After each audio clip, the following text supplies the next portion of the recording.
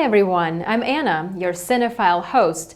Today I will talk about the movie Come Early Morning, a quietly powerful film about small-town southern living. The movie was released in 2006 and features Ashley Judd and Jeffrey Donovan as main actors.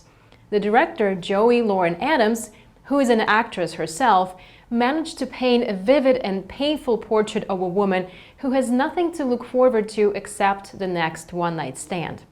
Let's watch the movie Come Early Morning and follow our main character, Lucy Fowler, through her struggles.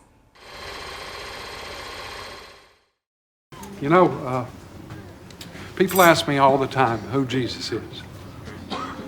Well, there's a whole book here on it, but they seem to want it in a nutshell. Well, Jesus himself said in John 14, verse 6, I am the way. Hallelujah. I am the truth, and I am the life. Amen.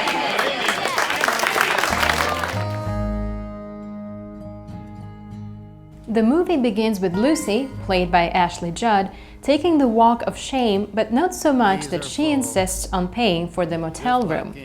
During the days in a small Arkansas town, Lucy works as a contractor for Owen Allen, who appreciates her diligence and efficiency.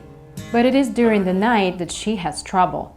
Almost every evening she's down at the local bar, playing pool and picking up men for one-night stands. Her roommate Kim wishes that Lucy would try to slowly develop an intimate romantic relationship, but she seems to be set in her ways.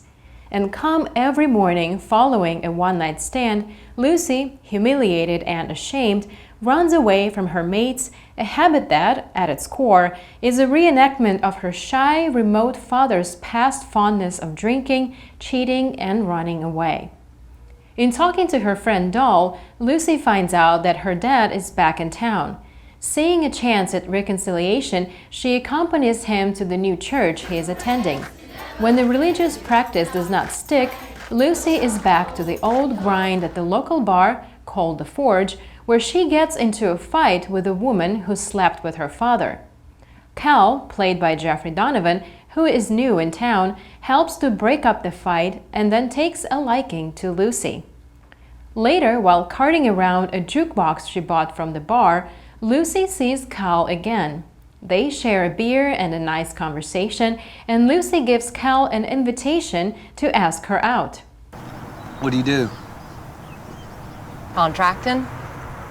Foundations, mostly. How long you been doing that? 9 years. You enjoy it? Yeah. They go on an official date, and Lucy's roommate Kim tags along. Lucy and Cal hit it off and end up at Cal's place. He knows she usually makes love only when she's drunk, and so he asks her, "When was the last time you kissed someone sober?" It's a wake-up question for her. The following morning, Lucy tries to sneak out, as usual, but Cal wakes up and catches her before she escapes and offers to give her a ride. What are you doing? I gotta go. What time is it?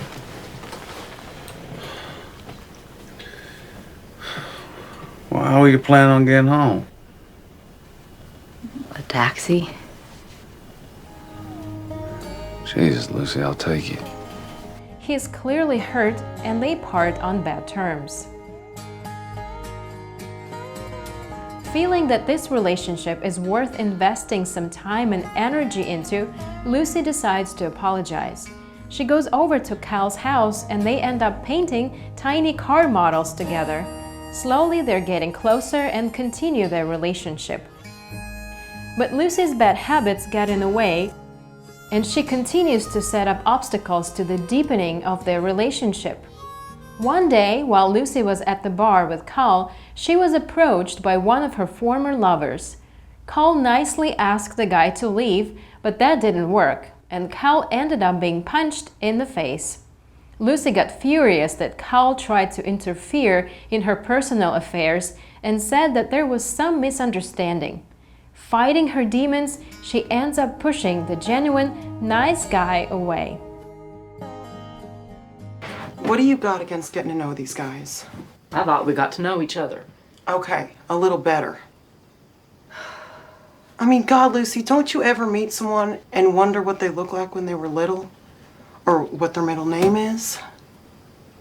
You know, stupid stuff like that. Later, Lucy is seen at the same bar with yet another potential lover. She follows her usual routine to get drunk and end up at the guy's place. But she can't seem to stop thinking about Carl. In the car, on the way to her new lover's place, she bursts into tears and falls apart. Still under the influence of alcohol, Lucy ends up at her father's house in the middle of the night, loudly banging on a door and begging him to open it. Her friend Ellie finds her and drives her home. Later, Lucy asks the minister of the new church her father is attending why she has to carry around the sins of past generations who modeled a life of sexual promiscuity and drinking. The people around her, including Cal, help Lucy come to terms with her self-destructive behavior. How come you still go to his grave?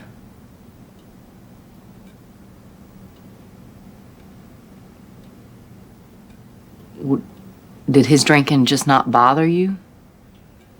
He was my husband. He left you, doll. You got no say over your heart, Lucy. And if you think you do, you'd best not let yours roam too far. She goes to her father's house again, this time to apologize for her erratic behavior. They end up having a short but meaningful conversation, and Lucy's father even played some guitar for her, as if replacing words with musical notes.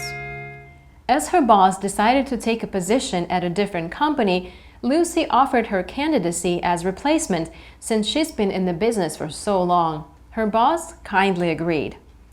At the end of the movie, Lucy decides to pay another visit to Carl to apologize and try to patch things up.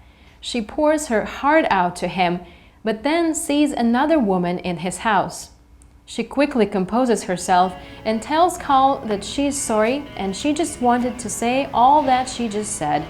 Then she leaves. Later we see Lucy watching the sunset with the old jukebox she bought from the bar playing her favorite music. She seems to begin the transformation necessary to help her overcome her self-destructive ways.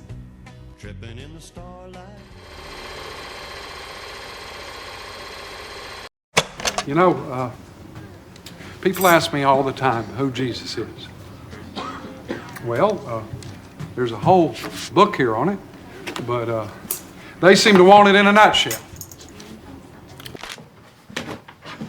What do you got against getting to know these guys? I thought we got to know each other. Okay, a little better.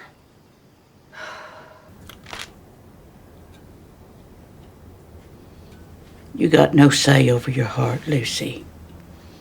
And if you think you do, you'd best not let yours roam too far. The film manages to capture loneliness, pain, and despair in a way that felt quite real. Many people did not receive the emotional support they needed in childhood, and as adults, they stumble through their intimate relationships with friends and lovers. This movie certainly offers some good lessons on how to overcome your past and that you have to love yourself before you let anyone else love you. I'm your host Anna, and I hope you enjoyed today's episode. You can find more on Funday website. See you next time. Walking in the moonlight, tripping in the starlight, Lord.